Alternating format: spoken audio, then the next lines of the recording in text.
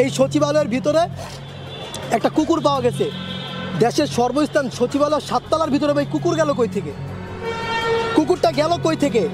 সেখানে যে সার্কিট হলো, আপনাদের সিকিউরিটি গার্ডটা কি বাল ফালাইছে ভাই?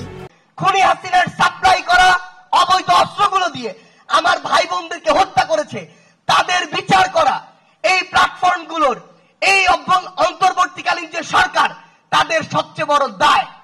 যদি এটা তারা তাদের জায়গা থেকে করে যেতে না পারে, এটাই তাদের সীমাবদ্ধতার এবং ব্যর্থতার সবচেয়ে বড় প্যারামিটার হবে। আপনাদের সিকিউরিটি গার্ডটা কই? পুলিশ কই? একজন ফায়ার সার্ভিসের কর্মীরা ট্রাক চাপা দিয়ে চলে গেল।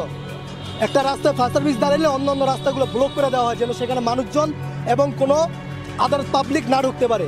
সেই জায়গায় কিভাবে একটা ট্রাক ঢুকলো, ঢুকে একটা ফায়ার সার্ভিসের কর্মীকে চাপা দিয়ে গেল যেন কাজটা আরও রিল্যাক্সে হয়, আরও ভালোভাবে আগুন ধরার মাধ্যমে যেন সচিবালয় সব যত আকাম কুকাম করছেন সব ফাইল যেন পুড়ে যায়। সচিবালয় ভাই, আমার বাসাও 4 সাইডের 5টা 6টা সিসি ক্যামেরা আছে নিরাপত্তার জন্য। এটা সামান্য বিল্ডিং, এই প্রেস ক্লাবের আশেপাশে 4-5টা সিসি ক্যামেরা আছে শুধু নিরাপত্তার জন্য।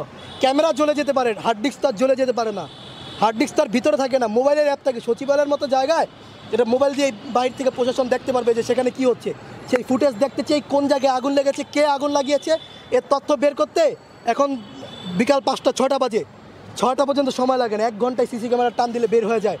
আমরা এই অন্তর্বর্তীকালীন সরকারকে হুঁশিয়ার করে দিতে চাই, যদি আপনাদের জায়গা থেকে আপনারা এই দায়িত্বটুকুর ক্ষেত্রে বিন্দুমাত্র গড়িমসি করেন, এই বাংলাদেশে আপনাদের মুখ দেখানোর আর কোনো পথ থাকবে না।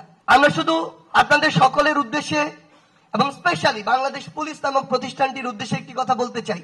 বারবার পুলিশের নাম কেন বলা হয়? কারণটা হচ্ছে আমরা মনে করি যে তারা চাইলে অনেক কিছু ঠিক হয়ে যাওয়া সম্ভব, তাদের প্রভাবটা মাঠ পর্যায়ে সবচেয়ে বেশি। বাংলাদেশ সেনাবাহিনী অল্প কিছুদিনের জন্য সহযোগিতার জন্য এসেছে, আবার চলে যাবে।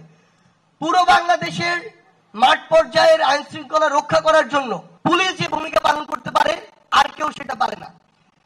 যাদের কাছে প্রত্যাশা সবচেয়ে বেশি, তাদের কাছে চাওয়াগুলো বেশি হয়। আমরা এখন আপনাদের প্রতি আস্থা হারাইনি, সেনাদের কাজের মাধ্যমে প্রমাণ করতে হবে।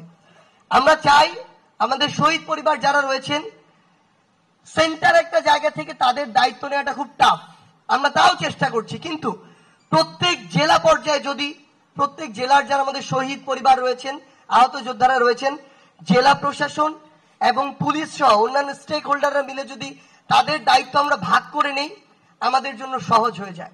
তাদের জন্য যদি আমরা তাদের যোগ্যতা অনুযায়ী শহীদ পরিবার থেকে একজন করে হলো চাকরির ব্যবস্থা করি, আমাদের দায়িত্বগুলো সহজ হয়ে যায়। আমরা আপনাদেরকে অনুরোধ করব, আপনারা কাজের মধ্য দিয়ে আপনাদের পাশে থাকবেন।